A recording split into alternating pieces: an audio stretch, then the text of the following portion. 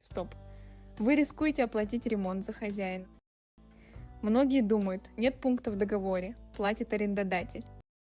Wait, суды в 2026 году решили иначе. Факт. Гражданский кодекс ставит ремонт инженерных систем на арендатора. Пример. Сломался бойлер, вы платите за замену, даже если в договоре про бойлер ни слова.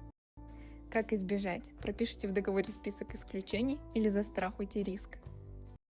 Подробности в закрепленном комментарии. Напишите согласно, если знали это правило.